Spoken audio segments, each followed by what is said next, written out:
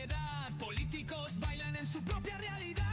El Twitter explota de odio artificial, un circo de locos en un loop infernal. Noticias chatarra de portada brutal, nada importa la verdad ni el final. Falsos héroes en un mundo virtual, somos esclavos del clic emocional. Incómodos, rompiendo tu burbuja mental. Incómodos, nada en esta vida es normal. Incómodos, cortamos las cuerdas del mal. Incómodos, nuestro grito siempre será real. Riffs pesados cortan el aire, sonidos sucios sin un nadie que calle. Las pantallas tiemblan, quieren apagarte, pero aquí seguimos listos para desarmarte.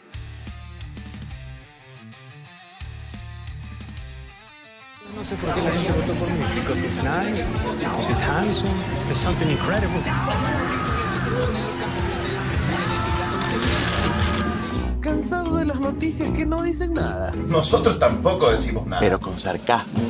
Incómodos, donde la verdad duele, pero da risa. Muy buenas tardes, hola, bienvenidos, 12:33:18 de este miércoles 16 de julio. Esperamos que hoy ya hayan cobrado y se caigan con sus aportes de entrada. Eso hay que decirlo de entrada. Lo primerito que vamos a pedirles el día de hoy es que se caigan con sus aportes que sostienen a este proyecto llamado Chroma Click y todos los espacios que se desarrollan en él. Así que ya sabes lo que tienes que hacer, dejar tu like, dejar tus comentarios desde qué parte del mundo nos escribes y compartir esta transmisión con toda tu people. Así que bienvenidos a Incómodos. María Laura Miles, bienvenida. Hola, ¿cómo están? Buenas tardes. Muchas gracias a las 299 personas que nos ven en este momento. Les pido, por favor, dejen su like, compartan el link de esta transmisión y ya es quincena. Ya, yo asumo que hoy día va a caer la de aportes. Asumo. De entrada, vacuna diaria, por supuesto. Bienvenidos a todos. Pero bueno, como las noticias en este país nunca dejan de llegar, vamos a empezar siempre. de una. Uno siempre se aburre aquí. No, nunca se aburre. ¿Qué me dice Control? ¿Qué me está diciendo? ¿No? ¿Qué? ¿Que vas a hacer un llamado? Das Wichtige ist nicht, neue Dinge zu tun, sondern sie so zu tun, als ob sie noch niemand... No le entiendo, presidente, no le entiendo. O sea, adiós. Bueno, bienvenidos. Dice, los incómodos no dicen malas palabras como los outsiders. Si me escucharan. Sí, a veces se Si me escucharan. A veces, en off sí. No, y acá a veces se salen unas perlitas, una que otro epíteto. Ya una vez ya me retaron también duro, porque aquí se me salió el diablo y no quiero volver a repetir ese tipo de momentos y experiencias. Amigos, les recordamos que el día de hoy vamos a tener como invitado a Augusto Verduga, ex consejero del Consejo de Participación Ciudadana y Control Social, donde vamos a estar abordando algunos temas, entre ellos los concursos muy interesantes que tiene pendiente el Consejo de Participación Ciudadana, ¿no? Y bajo lo cual vamos a entender muchísimas cosas de cómo han venido sucediendo.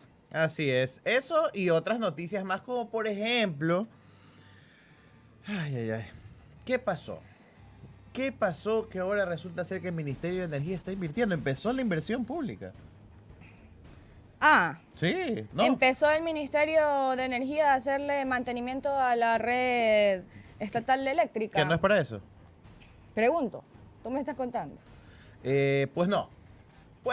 Yo quisiera decirles que sí, pero no. Resulta ser que el Ministerio de Energía, según el portal de Cercop, va a destinar $1 milloncito en pauta publicitaria. Mira tú, qué conveniente. Claro, qué es conveniente. que hay que explicar todo lo que se hace. Bueno, antes de entrar a comentar la noticia, quiero agradecerle a Yor Bri, que dio soporte de $2. Dice, primera vez que los veo en vivo, ahí les cae algo. Gracias. También a Isaac Galarza, que hizo soporte de $19.99. Dice, ¿qué pasó con mi camiseta?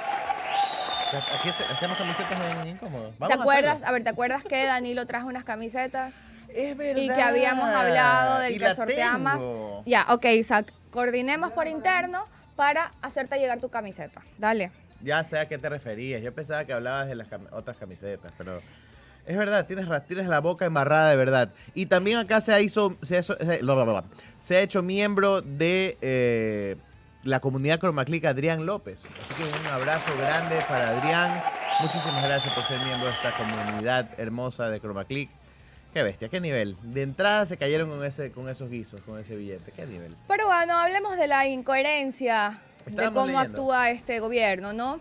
Sí. Porque mientras estamos a las puertas de una crisis energética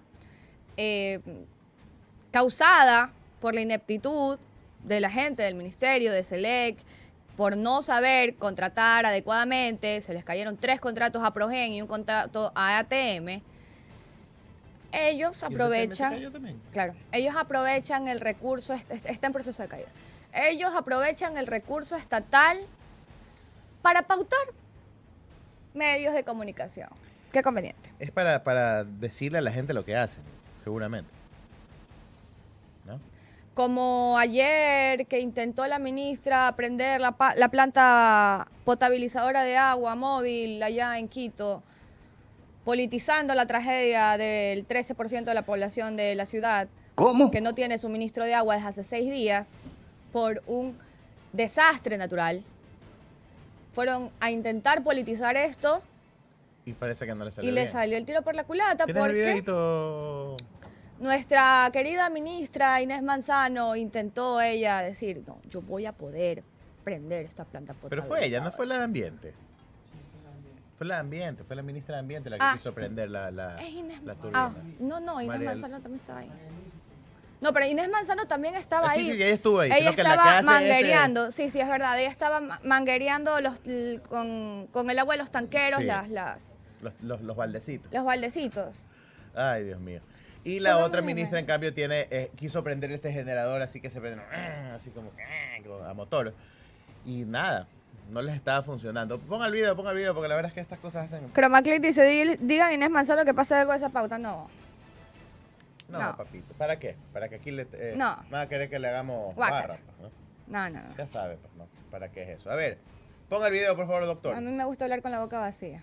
Los ministros de Ambiente, Transporte y Energía y el secretario de Riesgos llegaron con custodia a la Nueva Aurora, uno de los 220 barrios del sur de Quito, con desabastecimiento de agua. La mañana de este martes entregaron 2 plantas potabilizadoras de la Cruz Roja, pero hasta el cierre de este reportaje no funcionaron. Durante 2 horas y media hicieron pruebas para que empiece a filtrar el agua. Las conexiones fallaron y el agua salía con exceso de cloro. La ministra de Ambiente quiso encender el generador de energía, pero no lo logró. Dijo que cuando todo funcione, las plantas podrán potabilizar hasta 8.000 litros por hora. Cuando todo funcione, estas cosas no deberían pasar. Cuando todo funcione. Ya vimos que ni eso funcionó. No, y aparte hemos escuchado a Pavel Muñoz, entre ayer y hoy, dirigirse a los medios acerca del tema y mostrar cómo el gobierno nacional no ha tenido ni la intención de coordinar con él como alcalde de Quito. Es el plan. Lo que han intentado ellos es politizar directamente la tragedia, sacar comunicados en redes sociales y apelar a este tema de ser los solucionadores que obviamente no consiguen, No han resolvido, como dicen ellos. no han conseguido concretar. Porque tras que llevas plantas potabilizadoras que se demoran 2 horas en funcionar, en ese proceso se evidenciaron fugas en el sistema de mangueras que tenían conectado ya los O sea, técnicos. que cualquier cosa llevaron. Y tras eso el agua salía con altos niveles de cloro, o sea, un poquito más de rigurosidad te pido en cosas que deberían ser técnicas. Y tras eso salieron los mismos técnicos a decir, bueno, esta agua es recomendable utilizarla para lavar la ropa, para el baño, no es para el consumo humano, ni para cocinar. Entonces... Un abrazo para Adrián López que dejó $5 y nos dijo, chicos, ayer me perdí el en vivo con Mónica. Este deporte va por Mónica y María Laura, 2 mujeres bellas e inteligentes. Muchísimas gracias, Adrián, por tu Gracias. aporte. Yo también puedo incluirme en tu mensaje si tú quieres. Deja clarito, mujeres. Está bien, está bien, está bien. Hable serio, maestrito. Ayer hay, un trollcito se escapó por ahí que quiso hacerme caer. Elsa.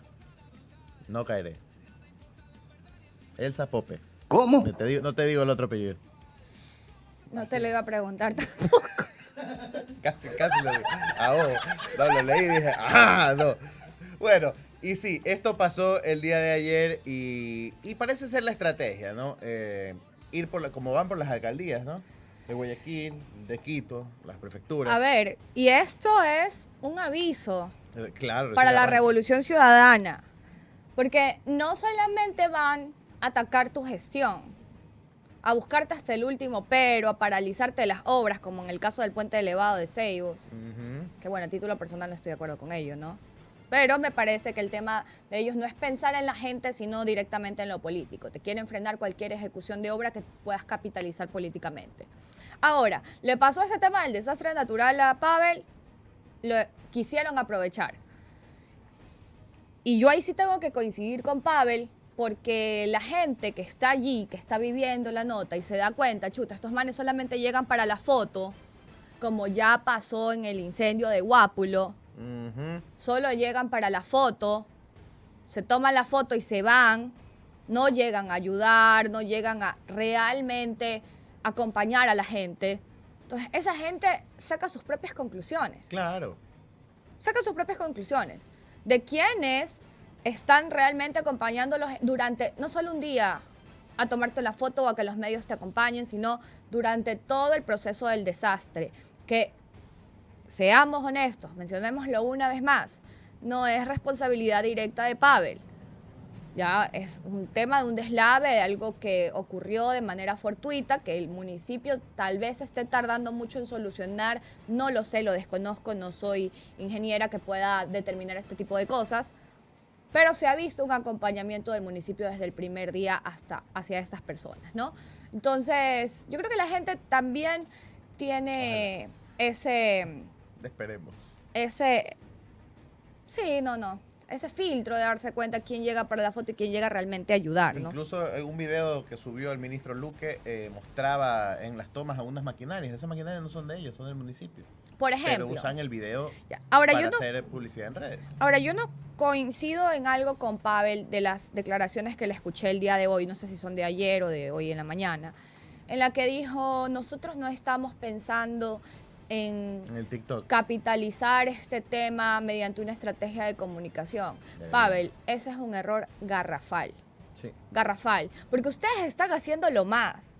Ustedes están yendo a esas comunidades, ustedes están tratando de manejar el tema de la dotación de agua, de dar contingencia de acuerdo a sus posibilidades y a los recursos que tienen, porque recordemos también que los recursos que tienen los municipios en este momento tampoco es que son wow, ¿ya? Están haciendo el trabajo en territorio, están llegando. Ustedes necesitan saber comunicar lo que están haciendo y esa ha sido una de las falencias más fuertes e indignantes de toda su alcaldía. Porque yo no comprendo a alguien que vino del proyecto de la Revolución Ciudadana, donde una de las cosas por las que se caracterizaban eran por su excelente habilidad para comunicar gestión. Entonces yo no entiendo cómo alguien que vino de ahí, que nació de ahí como funcionario, pueda simplemente desestimar o subestimar el valor de la comunicación y cómo eso te ayuda a acercarte a la gente. Pilas, claro, quizás por hacer quedar mal en teoría de que ellos van para esto, sí, mira, tú puedes decirlo, pero a la hora de la hora, mira, no pensemos en los afectados, sino en el resto de la gente que no es afectada, que es la que consume las redes, se quedan pues con el relato del otro lado de que ellos sí han hecho y que porque ellos no hemos visto en nada al municipio. ¿Qué dice el municipio si no los hemos visto? Entonces presten atención porque es importantísimo. Alexandra te dijo como para que no llores, dice. Este aporte va para Alejandro Esteves, no peleen. Jajaira se vistió de moradita. Qué buen apodo que le puso a Tandazo. Y llegaste a tiempo con el tema, porque justamente, como lo dijimos ayer, era cuestión de tiempo. Dijimos, amanecerá y veremos, ni amaneció. Y ayer mismo a la tarde. Como dijo Fabricio Vela, por sus votos los conoceréis. ¿Y cómo votó Yajaira Urresta ayer? Pues en blanco, con ADN. para No, la no, terna de la judicatura. Pero dice que la anterior ocasión votó en blanco, que esta vez votó con la bancada de él. O sea, Votó a favor. Ajá, cuando estaba con la RC votó en blanco. O sea, eso ya era un llamado de atención. Claro, ya algo te decía, ¿no? Pero ahora votó a favor. Eso fue en la tarde de ayer. Así que ni siquiera amaneció para ver algo distinto. En la misma tarde. Porque ya estaba sentada ella con Peña, que ya no estaba en la parte donde se sienta la bancada del RC, sino que ya estaba sentada con Peña, con Mónica Salazar, con este otro señor que también se salió del RC, asambleísta por el Distrito 4, del RC. Carlos Vargas creo que se llama. Sí. Sí. Ya estaban sentados todos en grupito, ¿ah? ¿Será que son premonitorias mis palabras del día de ayer y se terminan convirtiendo en el nuevo grupo móvil de la Asamblea? Ay. Hay que revisar esas cuentas. Hay que revisar esos activos, hay que revisar esos bienes de ustedes y de sus familiares. Solo para salir de dudas. Solo, ¿por qué no? Así es. Pero bueno, pues capaz a algunos no les conviene. ¿Qué pasó con el señor Carlos Vargas? Porque hay otra baja en la RC. Y es cuando yo digo, a veces, menos es más. Asambleísta Carlos Vargas espera la expulsión del movimiento. Eso fue la noticia que sacó el diario El Universo. A mí me gusta la conchudez del titular de abajo, ¿no? Asambleísta Carlos Vargas espera la expulsión del movimiento Revolución Ciudadana. Porque, claro, los pantalones para irte y para decir por qué te vas, claro, como no bueno, los tienes, ¿no? Tienes que esperar a que te expulsen, bueno, a ver si quieren. Dicen que haber votado a favor de la ley urgente de... ¿Cuál fue? La ley de inteligencia que dice ahí, que yo no leo, ¿sí sabes? Ya estoy ya. Ya. Eso ya había sido un anuncio por lo cual la RC podría expulsarlo del partido. Pero quiero ver el tuit de Carlos Vargas. Porque hay una perla que nos soltó el señor Carlos Vargas en su Twitter. La siguiente imagen, doctor. Hágale zoom a la parte de arriba. O sea, El él texto, denuncia... el texto. Él denuncia que lo saca, que se sale o que no está de acuerdo con la RC en la votación porque sacaron al director cantonal de Salitre, que es afín a él. ¿Ya? Entonces, pero lo lindo es cómo lo escribe.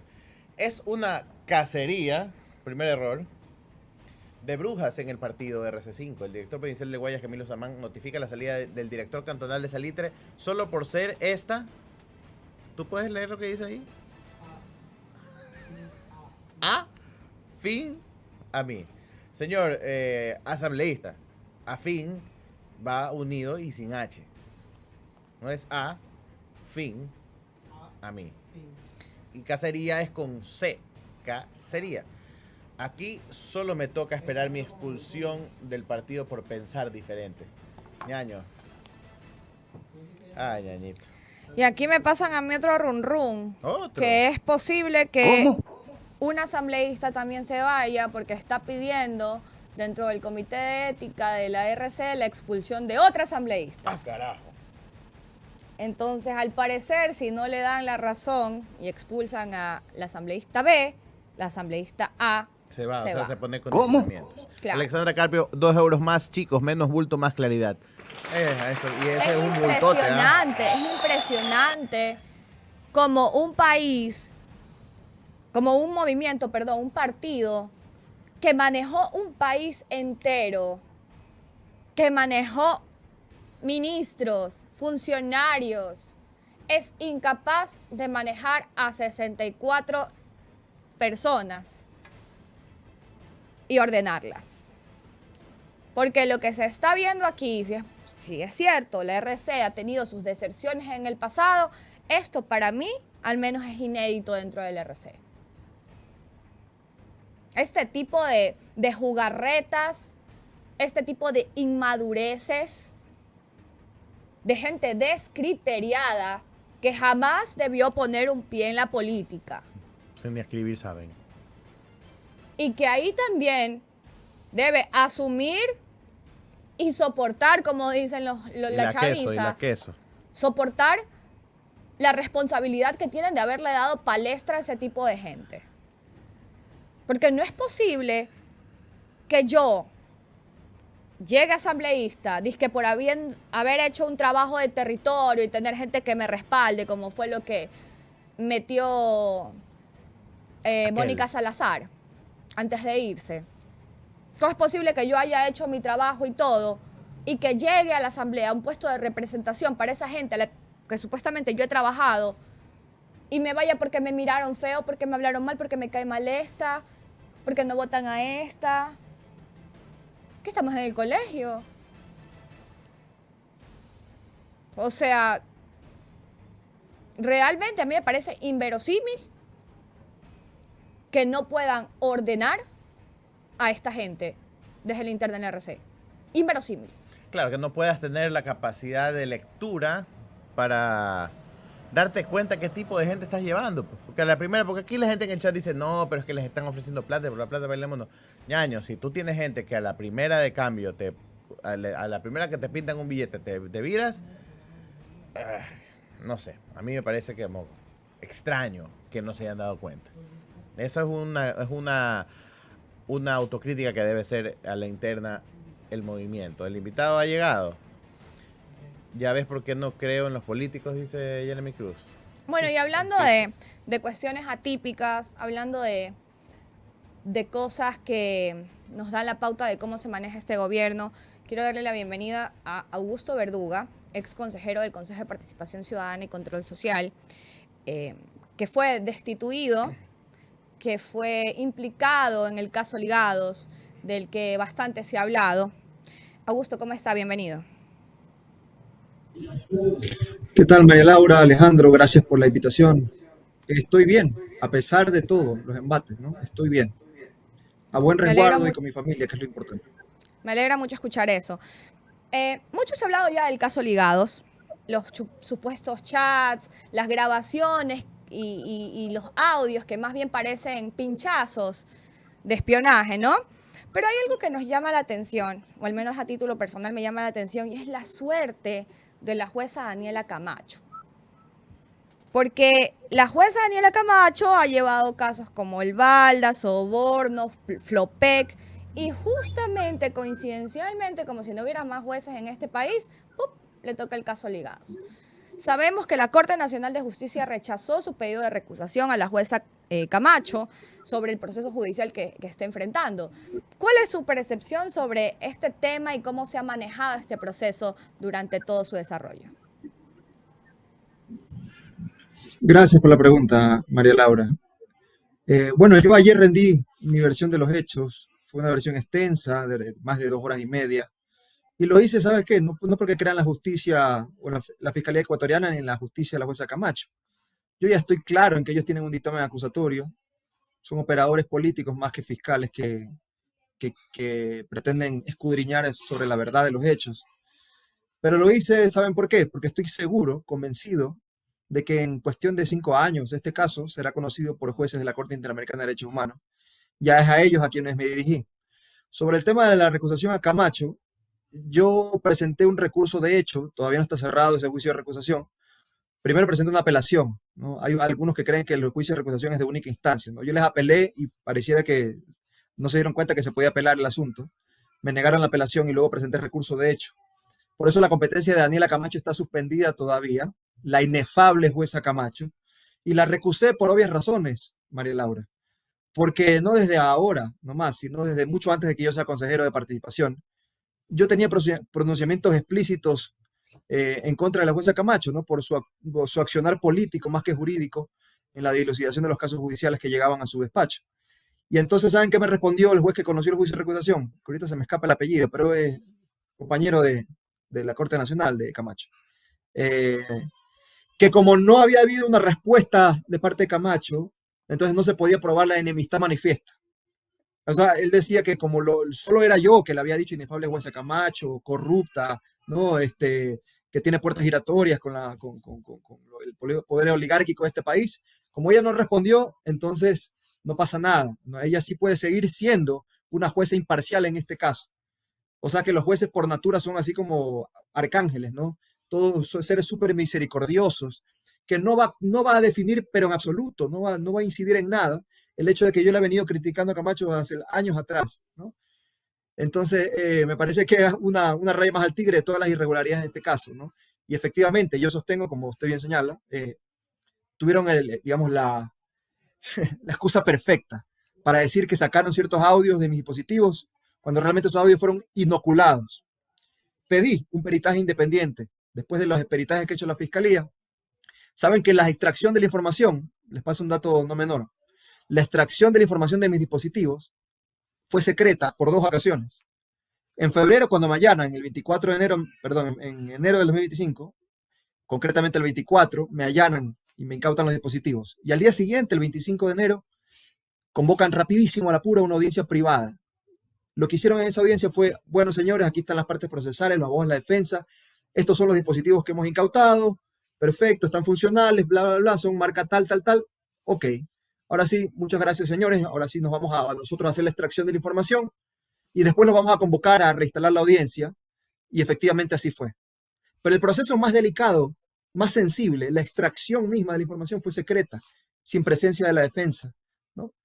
Entonces, y ahí hay una línea de tiempo que yo ya lo he venido identificando después ya, obviamente, de estudiar el caso.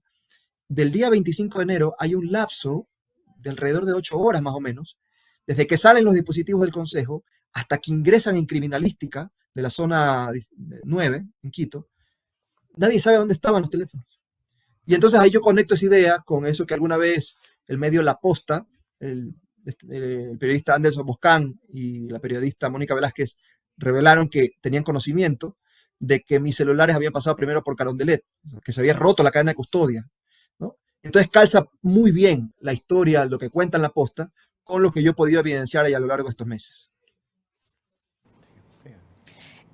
Bueno, obviamente es un proceso, o se entendería que es un proceso judicial absolutamente viciado. Y esto responde o podría responder a una persecución política, de hecho. Vemos que desde el 2023 el Consejo de Participación Ciudadana ha venido en crisis con 3 presidentes, primero Alem Berbera, luego Nicole Bonifaz y ahora Andrés Fantoni. ¿Cree usted que fue este tema de destituirle a usted, a Alem Berbera, a Yaira Saltos y a, bueno, después Eduardo Franco, fue una manera de cuidar que la RC o alguien afín a la izquierda no tuviera representación en este consejo? Gracias por esta pregunta, porque me permite sostener algo que yo he venido insistiendo neuróticamente desde que era consejero, que no es un secreto para nadie. Quien les habla era un consejero de izquierdas. Entonces yo cuando decía que era de izquierdas, y lo sigo diciendo hoy, ¿no? Yo tengo ciertas afinidades, ¿no? Con el ideario, la cosmovisión, el pensamiento político de izquierdas, tengo una ideología concreta, y entonces evidentemente tengo amistades con la gente de la Revolución Ciudadana, ¿no? ¡Ay, qué pecado, terrible! Porque ustedes son apolíticos, ¿no? Y siempre la cuestión del apoliticismo, ¿no? Una cosa es ser político partidista y otra cosa es decir que vives en una isla, pues en Marte, que no tienes ideología.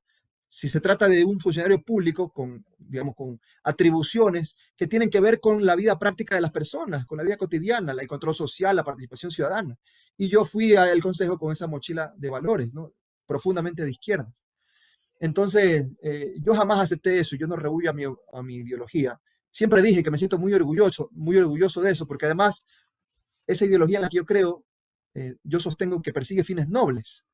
Y lo que nosotros quisimos hacer fue primero cumplir una sentencia de la Corte Constitucional que dijo que al señor Raúl González Carrión le habían vulnerado sus derechos constitucionales. Recuerden ustedes hace tiempo, esa jueza Larisa Ibarra, creo que era en Cantón San Borondón, no me acuerdo dónde, que había declarado la nulidad radical de la designación de Raúl González Carrión, a pesar de que González fue posesionado por la Asamblea Nacional y contó con acción de personal de la propia superintendencia. Entonces la Corte Constitucional dice en su sentencia, resolviendo una acción presentada por Carrión, que se le vulneraron sus derechos. Ok, ¿cuál era la única forma lógica de cumplir con esa sentencia de la Corte? Ratificando el estado de cosas anterior antes de la vulneración del derecho. ¿Cuál era ese estado de cosas anterior? Que siga siendo superintendente de bancos. Pero más allá de eso, digo, uno podría decir, es que votaron por Raúl González Carrión porque él tenía afinidad ideológica y se le coló, porque este era un un correísta camuflado que se coló en una terna de Lazo y luego ganó el concurso. El hecho de que exista una afinidad, por ejemplo, con el plan de trabajo del señor Raúl González, porque él dijo en su plan de trabajo que tenía toda una estrategia y le explicó muy solventemente para combatir el lavado de activos del sistema financiero, bueno, coincidía con una de mis obsesiones. Yo desde antes de ser consejero estuve participando en la judicialización del caso GEA. No sé si ustedes se recuerdan, esa estafa masiva en el sistema financiero nacional, ¿no? De algunos bancos en contubernio con algunas aseguradoras. O sea, el tema de que yo denuncie las argucias de la banca privada ha sido una insistencia mía, ha sido una intencionalidad mía desde tiempo atrás. Y si hay alguna coincidencia con Raúl González Carrión en esto de combatir el lavado de activos, que es el problema más terrible que afronta nuestro país en los actuales momentos, pues entonces qué bueno que así sea. Pero entonces ya dicen que no, que entonces lo pusimos porque lo dijo incluso Toainga en la audiencia de formulación de cargos, es que querían ratificar a alguien que era afín ideológicamente a ellos. O sea, es un pecado ser de izquierdas, es un pecado cumplir la misión institucional de la Superintendencia de Banco, que está ahí en la web, ¿no? Combatir el lavado de activos. Una verdadera locura. Entonces no se persiguen delitos, lo que se están persiguiendo son ideologías y convicciones e ideas. Una consulta, Augusto, en el tema de tu participación, voy a redundar, en el Consejo de Participación, ¿viviste presiones al momento de nombrar a las diferentes autoridades de control? ¿Cómo se vivió eso a la interna? Porque sabemos que ya no termina siendo, desde el momento que pusieron a que la gente elija a los consejeros, algo que antes se elegía por concurso de méritos. Ahora es por temas, si es que soy popular para la gente y me votan, entonces voy al Consejo de Participación. Como que ahí perdió un poquito su espíritu inicial. Ya se volvió algo político el asunto. ¿Tú sentiste ese tema adentro a la hora de querer poner a las autoridades de control en los diferentes organismos? Gracias por esta pregunta. Fíjate que yo fui consejero, como bien señala Alejandro, yo fui consejero electo en urnas, después de que se cambió la forma de designación de los consejeros de participación ciudadana. Y lo digo con conocimiento de causa, después de haber estado casi 2 años ejerciendo el cargo. Me parece que es un error que se elijan los consejeros de participación ciudadana a través de las urnas. Porque al menos antes, cuando era por concurso de oposición y méritos, los consejeros tenían la obligación de estudiar de qué iba este asunto del control social, la Contraloría Social. Entonces ahora cualquiera ganaba, y miren ustedes esos consejeros de participación actualmente en funciones, ni siquiera conocen la ley orgánica del Consejo de Participación, ni siquiera conocen cuáles son sus atribuciones. Si sentí presión, ninguna. Uno decía, no, pues que este es correísta camuflado porque estaba en el Consejo y era amigo de gente de la Revolución Ciudadana. Yo siempre he dicho eso, no es un secreto a voces para nadie. Otra cosa es tener una afiliación, ser adherente a un movimiento político o un partido político. Yo tengo mi corazón bien a la izquierda, diría yo, muy a la izquierda. Y muchas amistades de la Revolución Ciudadana. Un proyecto que le reconozco haber sacado la pobreza a millones de personas, ¿no? Y me reconozco como joven que soy en ese legado. Cuando era universitario decía, bueno, yo también quiero intervenir en política porque vi ese ejemplo de reivindicación social. Bueno, ahora bien, yo no vengo del proceso formal de la Revolución Ciudadana. Milito en un colectivo independiente que se llama La Colmena, que es un colectivo autónomo, que no está hipotecado a movimiento partido político alguno, y que incluso en muchas ocasiones hemos sido bastante críticos de ciertas decisiones tomadas por esa específica bancada. Entonces, la admiración está ahí, pero no soy hablado por nadie ni pensado por nadie, pienso por mi propia cuenta. Y si se fijan ustedes en las votaciones del Consejo de Participación, no siempre coincidíamos a los que nos asocian, por ejemplo, con este tipo, el tema de la Revolución Ciudadana. Mis votaciones no siempre coincidieran con Yair Asaltos. Revisen. Es más, diría que más de las veces los votos de Yair Asaltos no coincidieron con los míos. ¿Ya? Entonces, ¿de qué asociación ilícita se está hablando? Porque también se dice, que se han asociado ilícitamente. ¿Ya?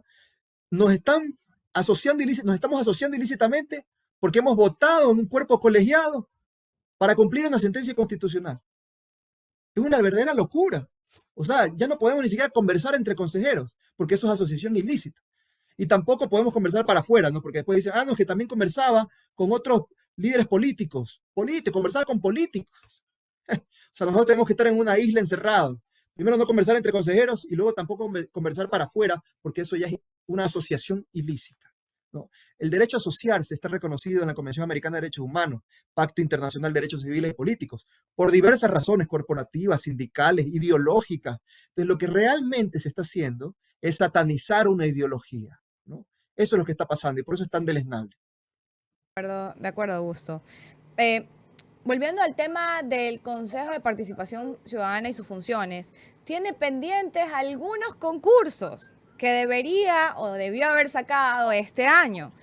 Fiscal General del Estado, renovación parcial del CNE, Tribunal Contencioso Electoral, Defensoría del Pueblo, Consejo de la Judicatura. Y ante este contexto, sería raro pensar, o acertado tal vez, que estos cambios de autoridades y miembros del Consejo de Participación Ciudadana puedan deberse a un intento del Ejecutivo de cooptar estas instituciones. Esta tardanza en misericordia de la designación de estas autoridades de control, fíjense que desde que nosotros salimos, fuimos destituidos por el Tribunal Contencioso Electoral, no han designado una sola autoridad, no han designado una sola. Y les digo algo más, tomen nota de lo que les estoy diciendo. No van a designar a ninguna autoridad, ni una sola, en lo que resta del 2025, porque no les va a dar los tiempos. Tanto bregaron por el asunto del dichoso reglamento de la Fiscal General del Estado, que yo ya les decía desde julio del año pasado, ya vamos retrasados con este concurso, se nos viene, ya nos está pisando los talones el tema del periodo de Salazar. No me hicieron caso, presenté un proyecto de reglamento, después fue satanizado mi proyecto, este señor Guarderas dijo en una sesión que yo quería, mi proyecto daba luz verde para que existan narcopostulantes, una verdadera tontería. Pero después pusieron también una norma que justamente por esta defensa de Guarderas de que no vamos a permitir narcopostulantes, ¿ya? De que no puedan inscribirse como postulantes abogados que hayan sido defensores de gente vinculada al crimen organizado. Entonces militaron mucho, me acuerdo bien que Andrés Fantoni decía, ahora sí, no, las reglas claras, ningún narcopostulante. Bueno, ¿saben por qué han retrasado el concurso fiscal? Porque después de que ya se publicó el registro oficial, el reglamento que nosotros aprobamos, decidieron otra vez revisarlo y ahí están derogando un artículo 21 del reglamento que es que dice que ahora sí pueden postular abogados indistintamente si han ejercido defensas en temas de crimen organizado. Pero ahorita ya nadie dice nada, ¿no? O sea, antes era un escándalo, no, Verduga propone esto, ni sé qué, cosa que no era cierta. Ahora que lo quitaron, ya nadie pega el grito al cielo. Como nadie tampoco ahora dice que el Consejo de Participación debe desaparecer. ¿Se acuerdan cómo decían que el Consejo, este monstruo de 1000 cabezas, que debe desaparecer? Ya nadie se acuerda de ese discursillo, ¿verdad? Ahora ya está bien que exista el Consejo porque nos es funcional, porque están alineadísimos al gobierno de turno. Entonces me parece que es a todas luces evidente por qué la dilación. Y aquí también es responsable el presidente de la República, porque en el concurso, por ejemplo, del Consejo de la Judicatura, el concurso no puede avanzar si no tienen las 5 ternas. Recuerden que son 5 vocales del Consejo de la Judicatura. Y uno de esos vocales viene de la fuente de la función ejecutiva. ¿Ya? A los actuales vocales se les culminó el periodo el 29 de enero de este año. ¿Ya? Y entonces Noboa tenía que enviar su terna. Yo recuerdo que le requerimos al presidente Noboa desde diciembre del año pasado que envíe su terna. Recién lo hizo, creo que en junio de este año. Recién. La terna de la fuente de la Asamblea, después también se la bajaron para poner otra. O sea, es que es demasiado evidente, ¿no?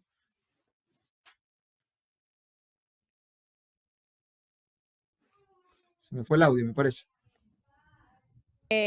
Envió la terna hace pocos días y puso a Ivonne Núñez como parte de esa terna, ¿no? Augusto, otra consulta que te hago. Sí, ¿qué opinión lo que te voy a preguntar es un poco obvio, pero quiero saber tu opinión. ¿Qué opinión te merece el tema de la actuación de la Fiscalía, el sistema judicial en total con respecto a los casos relacionados con actores políticos de la oposición? ¿Tú crees que hay un doble estándar cuando es de la gente que no me cae bien o los que no me conviene tenerlos cerca, los judicializo? Como hay algunos casos como el de Aquiles Álvarez y otros casos más donde cae todo es urgente y todo el peso de la ley cae de inmediato, pero en otros como que no veo y me hago el ciego. Por supuesto, es que no puede ser más evidente. ¿Sabes lo que confirma esa tesis de que la fiscalía solo está al servicio del gobierno de turno? Cuando Salazar renuncia a la Fiscalía General del Estado, renuncia para ser embajadora del gobierno de Daniel Noboa. Estamos conscientes de lo que eso implica. Y después, indagando en este tema, nos dimos cuenta que el beneplácito del gobierno argentino fue solicitado, ¿no? Por Noboa hace más de 17 meses. ¿Eso qué quiere significar? Quiere decir que durante todo ese tiempo, Diana Salazar actuaba con un compromiso político previo. Estaba subordinada al régimen de Noboa. ¿Y por qué lo estaba militando tanto? Todas estas causas ligadas, reconstrucción de Manabí, todo el tema de AAA. Porque estaba buscando que la premien con la embajada en Argentina. Es decir, todo su accionar, cada una de sus decisiones, en este caso y en todos los demás, estuvo al servicio de este pacto de manipulación. Y entonces hoy se confirma lo que ya era un secreto a voces, ¿no? Esta señora directamente trabajaba con el Ejecutivo, en coordinación directa. Y por eso es que la posta dice que mis celulares pasaron primero por Carondelet, que todo cuadra. Debería, no sé si estoy hablando cualquier cosa, pero no deberían ser nulos los casos en los que participó Diana Salazar como fiscal teniendo ese beneplácito. O sea, hay documentos que respaldan que esto ya estaba hace mucho tiempo atrás planeado. Digamos que para ser súper técnicos del asunto, para que eso constituya una nulidad, digamos que creo que sería mucho, pero al menos es estéticamente deleznable, ¿no? O sea, es que es evidente que hay un contubernio, ¿no? Pero no solo por eso debería ser nulo, es que son nulos por diversas cosas. En el caso ligados, ya hablaremos en la audiencia preparatoria de juicio de todas las irregularidades que hemos venido identificando. Fíjense que la orden judicial de Camacho, con la que se hace el allanamiento, está firmada digitalmente, pero la fecha y la hora está puesta con máquina de escribir. Cuando yo pedí una auditoría de ese documento, Salazar dijo no. Solo le vamos a pedir a Camacho que certifique cuál fue la fecha y la hora que puso en ese documento. O sea, Camacho auditándose a sí mismo. Y después pedí también, pedimos con un peritaje independiente, que se establezca la autenticidad de las firmas de los códigos QR del informe que contiene la transcripción de los mensajes de texto. ¿Y saben qué reveló eso? Ese peritaje no lo hizo la fiscalía, sino fue pedido de uno de los procesados. Una de las firmas de ese informe, de ese código QR, es del año 2023, del cabo Noboa, no me acuerdo ahorita el nombre. ¿Qué quiere decir eso? Que el documento fue forjado, está probado procesalmente en el proceso, valga la redundancia. Está probado en el expediente fiscal. ¿Ya? Se forjó un documento, nunca firmó el cabo Noboa, pero consta como que se hubiera firmado ese informe pericial. Después, también le pedí a la fiscalía pericias independientes para establecer posibles accesos remotos a mis dispositivos, spywares, malwares, ¿no? Le pedí un peritaje independiente con otros peritos. ¿Saben lo que hizo la fiscalía? Pidió solo un informe de ampliación a aquellos peritos que ya habían hecho el informe en febrero.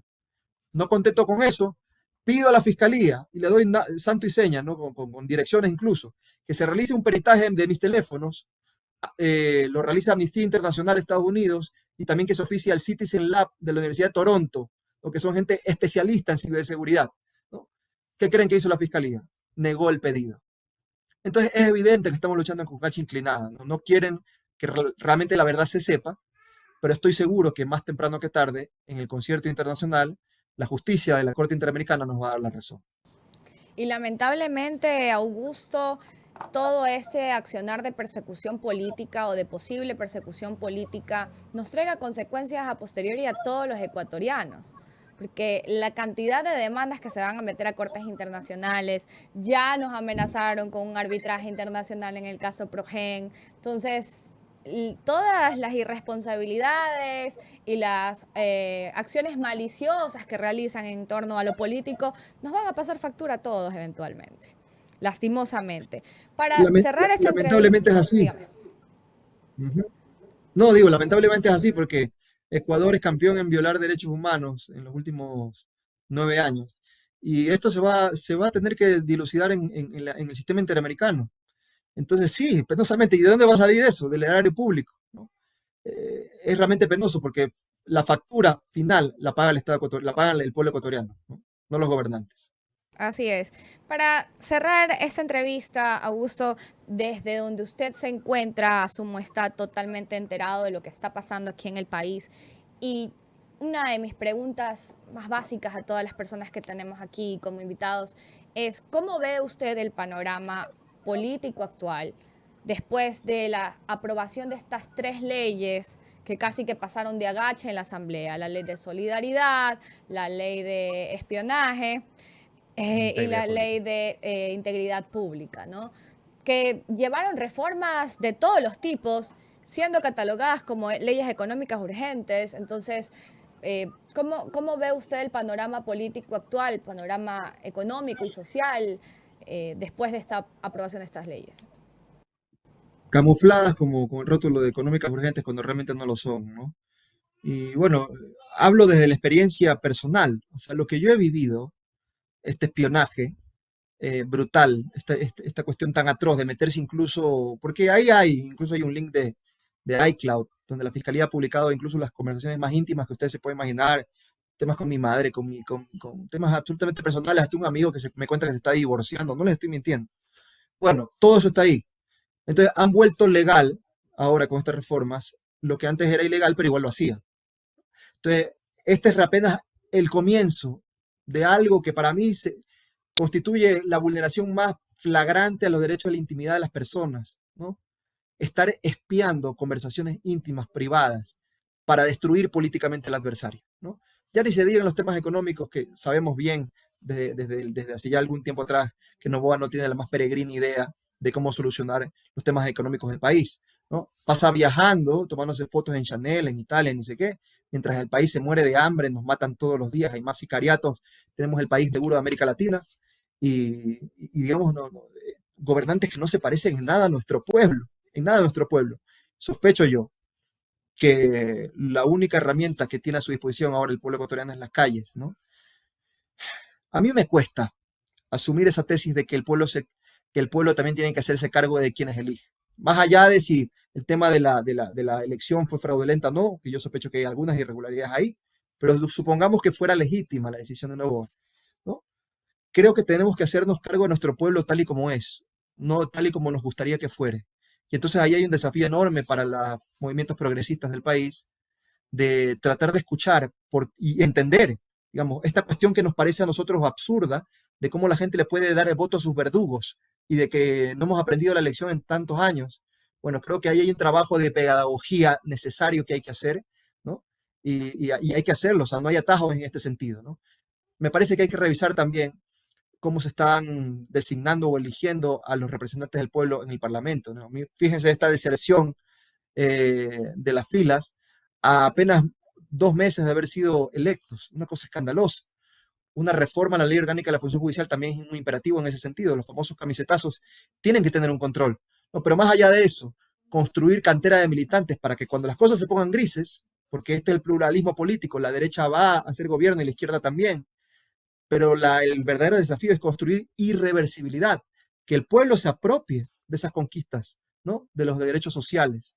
Y luego después, cuando haya gobierno de derecha, bueno, pues tendremos un pueblo empoderado que salga a defender las conquistas sociales, ¿no? Me parece que esa es una gran tarea pendiente de la izquierda en general en nuestro país. Estimado Augusto, muchísimas gracias por haber aceptado esta invitación. Las puertas de Incómodos y de Chroma Click quedan abiertas para usted. Bueno, muchas gracias. Yo me he sentido bastante cómodo, le digo, ¿no? Aunque no es que me han hecho preguntas complacientes, lo digo porque los felicito por el rigor con que manejan su espacio, los estoy siguiendo desde hace algún tiempo y bueno, me da mucho gusto haber estado con ustedes hoy. Muchas gracias. Gracias a ti, Augusto. Un abrazo grande. Un abrazo. Listo, pues seguimos. Entrevista cómoda para Augusto, pero son temas delicados, ¿no? De cómo se maneja el país hoy y cómo personas que están viviendo esa persecución lo sufren, lo viven en carne propia. O sea, yo creo que más que nada, o bueno, de la forma en la que yo planteé las preguntas o intenté plantear las preguntas, es para que un poco entendamos el contexto más allá de lo mediático, más allá de cómo fue allanado Augusto Verduga, más allá del caso Ligados. ¿Qué hay detrás de todas las implicaciones? ¿Qué hay más allá de todas las implicaciones de las actividades del Consejo de Participación Ciudadana? De lo que tienen en sus manos, No es cualquier cosa tener pendiente la elección del fiscal general del Estado, no es cualquier cosa tener a cargo la reconformación del CNE, No, del por Tribunal supuesto que no, cualquier Contencioso cosa. Electoral, de la Defensoría del Pueblo, del Consejo de la Judicatura. Entonces, podemos tener una foto mucho más amplia de cuáles son las motivaciones que llevan muchas veces a persecuciones políticas. Entonces, en el caso de Augusto Verduga, que no fue el primer consejero separado de este organismo, recordemos que Allen Berbera fue el primero, luego fueron por Nicole Bonifaz, luego fueron por Augusto Verduga, por Eduardo Francolor, por Yadira Saltos y así. La persecución que va a haber ahorita es la de nosotros hacia ustedes, porque hay 356 personas viendo este espacio y apenas... 363. Verdad, 363. Y apenas 287 likes. Hable serio, maestrito. Por favor, chicos, cáiganse con esos likes y ya saben que también esperamos su cariño económico a través de la cuenta de Chroma Click. Hoy ha sido o también de un los gran superchats. día, así que Sí. ya Isaac Galarza, ya Alexandra, todos ahí han puesto Claro. puesto su ejemplo. Pero pues, hay unos que todavía no síganlo, asoman. amigos, Sigan ese síganlo buen y, ejemplo, claro. y bueno, dejen Hable su aporte serio, aprovechando que es maestrito. quincena. Y aprovechando que esta quincena, veamos qué pasa con ATM. ¿ATM está forzada en superar a Progen, acaso? En incumplimientos. Claro. Veamos Mira, qué hizo TM ahora. Leamos que este comunicado, esta investigación que salió el día de hoy. ¿Lo tiene ahí, señor, la primera página? Póngase, por favor, diga la Bonari. Sí, papito. Está dormido, Aloncito. A ver, Central Térmica en Esmeraldas compró motores usados e incompatibles a Austal. O sea, lo de los motores incompatibles ya lo habíamos visto acá, los generadores incompatibles ya lo habíamos visto acá, esa no es noticia nueva. Sino que esto es Pero se supone, el examen de Contraloría. Claro, se supone que eran equipos nuevos. Se supone, ajá. Y llega Contraloría, hace el examen, eso es una sábana, ñaño lindo, yo. Eso no lo vale La Contraloría nadie. identificó en su informe que las irregularidades relacionadas con la central térmica de Esmeralda se originaron debido a desde la etapa de planificación de la... Vamos a hacerles un Contratación. Hasta el momento, SELEC ha pagado 71 millones. Vea usted. O sea, vamos a hacerles el resumen de esto, Sí, amigos. sí, sí. Se ha dado un anticipo de 71 millones de parte de SELEC a la empresa ATM. ¿Cómo? Por la compra y funcionamiento de generadores que se conecten a la red eléctrica estatal. ¿Qué pasa con esos generadores? Ya hubo denuncias de periodistas como Blanca Moncada que hicieron esta investigación semanas atrás, ya la realizaron, en donde evidenciaban la diferencia en la que funcionaban la calibración de megavatios que funcionaban estos generadores, que estaban más alineada con los estándares europeos, versus la calibración que necesitan para la red eléctrica nacional, que son distintos. Incluso salieron expertos a hablar sobre el tema y a explicar por qué no era posible el funcionamiento de estos generadores calibrados al estándar europeo versus el estándar de aquí ecuatoriano. Entonces, lo que ha pasado ahora es que Contraloría intervino en el tema y ya Contraloría, como dice nuestra ministra Después Inés de Manzano, solicitar, o sea, es que es porque ella claro, solicitó. ellos, obviamente. ¿Cómo? Después de solicitar a la Contraloría el examen especial en el proceso de Progen y ATM, en un caso, el informe provisional y en el segundo, el informe definitivo, señalan Indicios de responsabilidad indicios penal. de responsabilidad penal de varios funcionarios que deberán defenderse con los recursos que la ley establece. Qué bestia. Hoy esos funcionarios no nos acompañan más. ¿Qué? ¿Salió el ministro Luque? Yo le puse en ex a la ministra, le ¿Salió respondí ella? a la ministra que desconocía yo de la renuncia del ministro Roberto Luque. O ya se nos olvidó que el ministro Roberto Luque se pegó el viajecito a Houston para personalmente evidenciar que la empresa era una empresa solvente, una empresa que podía responder y que se podían, con este viaje, evitar atrasos e incumplimientos en los contratos. Porque eso literalmente fue lo que dijo el ministro cuando habló con la prensa. Entonces, si estamos hablando de todos los funcionarios y que esos funcionarios ya no están en el gobierno, bueno, yo entiendo que Arturo Félix Wong se fue. Pues, se fue. Claro. Asumo que con esto de Contraloría van a implicar toda la cadena de mando que estuvo o que tuvo que ver con este tema. Supongo yo que en lugar de llamar solamente a Calero y a otros 2 técnicos o personas responsables, también van a llamar a los ministros a comparecer a la asamblea. Porque este tipo de contrataciones, queridos amigos, no sé si ustedes han tenido la oportunidad de trabajar en el sector público o saben cómo funciona el sector público, pero ese tipo de contrataciones no las hacen y no se dan desde los mandos medios o mandos bajos. Este tipo de contrataciones vienen con venia, velo y corona de los mandos altos. Entonces, esperemos que las palabras de la ministra sean reales y que todos esos funcionarios, todos, los que tuvieron que ver con los 3 contratos fallidos de Progen, 3 contratos fallidos de Progen y un contrato de ATM, respondan porque no hay de otra. O la justicia selectiva aquí, ¿no? Ya sabemos. ¿Otra vez? ¿Hola? Paga la pensión. Oye, no, yo no tengo ese problema. Ese problema no lo tengo yo. Lo que sí es que ya hay ministro de salud. Así es. ¿Cómo? Habemos menestrus de salud.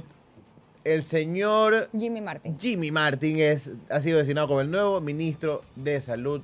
Esto fue el día de ayer, 15 de julio, convirtiéndose en el 5º funcionario en ocupar ese cargo durante su mandato, el mandato del señor Noboa. Martín reemplaza, ¿verdad? Reemplaza a Bernardo Sánchez, quien permaneció solo 37 días en funciones. Médico con experiencia en los sectores público y privado. Martín ha sido director de investigaciones del Ministerio de Salud, docente universitario y consultor de la OPS. Posee un PhD de la Universidad de Miguel Hernández de España y una maestría en salud pública del Instituto de Salud Carlos III. Esperamos que le vaya bien, de verdad. La verdad es que tengo el gusto de conocer a Jimmy Martin. ¿Cómo? Y sí, y doy fe de que es un excelente profesional. Lamentablemente para estos cargos no solamente es suficiente ser un buen profesional, sino que también te hace falta equipo, te hace falta acompañamiento de la gente que te da los recursos para ejecutarlo. Pues es que te sirve ser bueno si no te aflojan Acción política. Entonces, mis mejores deseos para Jimmy Martin. La verdad es que el sistema de salud necesita gente profesional. Jimmy Martin es una persona que se ha dedicado a la academia, que es una persona que se dedica a estudiar, a investigar desde la época universitaria. Entonces, a título personal sí le auguro lo mejor, que ojalá pueda hacer algo con este sistema de salud que está tan golpeado y que necesita una intervención urgente. Me ponía alguien ayer, ojalá haga algo con el tema de las medicinas. O sea, yo creo que más allá de que si eres buen ministro, que si eres, buen profesional o no, si has tenido la formación o no, también tienes que saber identificar las prioridades. Dice Megamar, no ponga las manos al fuego por nadie. Yo no estoy poniendo las manos al fuego por nadie. Estoy diciendo que lo conozco y que es muy profesional. Pero que para ser buen ministro no solamente es necesario ser buen profesional, sino que necesitas muchas cosas más que vamos a ver si Jimmy Martin cuenta con esas. Claro, porque por lo que podría pasar es que él tenga toda la voluntad y las ganas de hacer las cosas bien y simplemente no le suelten el billete. Porque el ajuste que viene con el FMI no te lo permite. Exactamente. Veamos si ese 19 punto y pico de porcentaje de ejecución que tenía el Ministerio de Salud cambia en estos meses de presidirlo Jimmy Martin, ¿no? Veamos cómo se mueve ese tema. Gracias Marcelo Alvarado que se cayó con 2,50 euros. Mi vacuna, chicos, dice Marcelo. Un abrazo, Marcelo. ¿Cómo se dice, Jeremy? No, deja nomás ahí. Bueno, y hablaban del nepotismo, decían, ¿no? Que el nepotismo, que meter ahí gente en la asamblea. Publicaron la lista, seguramente la vieron ya también en otros espacios. La lista sin nombres, pero solamente de los partidos había de RC, de ADN, de todo. Había ya administrativos que no decían quién los había puesto. Que habría que ver quién los puso. Pero más allá de eso, resulta ser que el hijo de José Swing, quien es el presidente de la Corte Nacional de Justicia,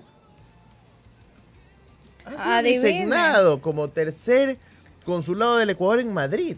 ¡Wow! ¡Qué coincidencia! ¡Wow! Vea usted ahí. La siguiente imagen es la primera parte del comunicado donde no dice nada importante. Póngase la última de estas, que es donde dice, y hágale zoom porque ahí quiero ver. Ese es el documento oficial, para que no digan que aquí venimos a decir cualquier cosa. A ver, donde dice, nombrar al señor. Acuerda, dice, artículo 1. Más zoom, por favor. No tanto, no por grosero, ya.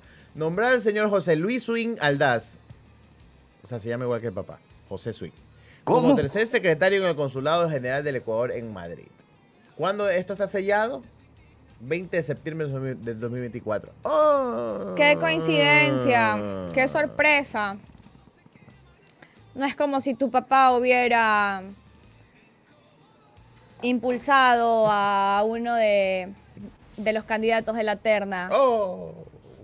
Godoy. Qué raro, ¿no? Godoy. Qué raro.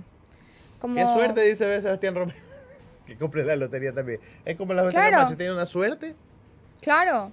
Hay que preguntarle qué número va a jugar la lotería. Han estado de una suerte fantástica. ¿Qué les voy a decir? Para que ustedes vean cómo se mueven los hilos, cómo funciona todo. Nada es coincidencia, señores y señores. Nada de lo que pasa es coincidencia. Saludos para Calimán, que dice, ¿qué pasó con María Teresa? Tengo una gran pregunta. Vamos a ver si ustedes se caen ahí con los aportes necesarios para que María Teresa quiera venir. ¿Sabes que esa man cobra por la entrevista? Saludos también para, ¿quién más escribe por acá? Para Fanny Macías, para Rugel Montiel. Tirada exquisita María Teresa. Obvio, no me tengan pereza. No le tengan pereza, por favor. ¿Y qué más? Y bueno, pues resulta ser que se reactiva el tema de los juicios de los señores Bucaram. ¿Y ahora? ¿Lo tienes ahí? ¿Y ahora? ¿Y ahora? ¡Y ahora! Tal cual.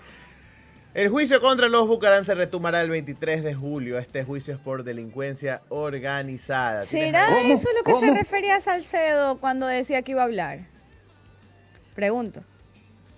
¿Qué será? Porque parte de ese proceso era, o sea, por lo que está procesado Daniel Salcedo es por el tema de los insumos médicos, ¿no? ¿Y por qué lo están procesando a los Bucaram? Tiene la siguiente imagen, pónganla porque ahí dice el detalle, ¿no? ¿Por qué se supone que están ellos involucrados? Por el tema justamente... La audiencia de juicio en contra de Abdalá Bucaram, su hijo Jacobo Bucaram y 2 personas más se retomará desde las 8:30 del próximo 23 de julio en el Complejo Judicial Norte de Quito. La diligencia se extenderá los días 24, 25, 28 y 29 del mismo mes. El juicio ya se había instalado recién el 11 de abril del 2025, tras 10 diferimientos en 4 años. Pero nuevamente hubo un aplazamiento que hizo que se reprograme para julio. Ajá, ahí están. Los otros implicados son Leandro Berrones o Barrones, no alcanzo a leer, y Sheyman Oren. Estos son acusados de delincuencia organizada por irregularidades en la comercialización de pruebas COVID en el año 2020 durante la pandemia. Veremos. Mire usted. ¿Qué pasa?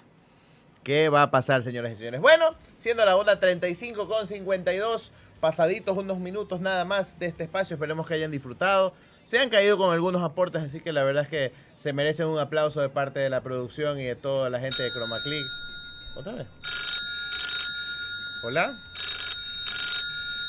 Yo entiendo que la gente esté frustrada, ¿Cuál que es vacuna? como digo, cabreada. No quiero hablar con usted, Es señor. vacuna, No ¿cuál? quiero hablar con usted. Señoras y señores, María Laura Mieles, despídense, por favor. Chao, esperemos que mañana nos acompañen a las 12:30 en Incómodos. Nos vemos. Oye, y dijo ya Guerrera, ¿ves? Ahí está. Estuvo aquí María Laura Mieles y hubieron aportes, así que se le cayó su relato. Aquí desmentimos relatos. Esas narrativas las desmentimos aquí. No Así llegamos al nocturno, dice Marcela Alvarado. Chicos, nos vemos. Hasta mañana. Disfruten su día. Un abrazo grande. Bye. No sé por qué la gente votó por mí. Because he's nice, because he's handsome, there's something incredible.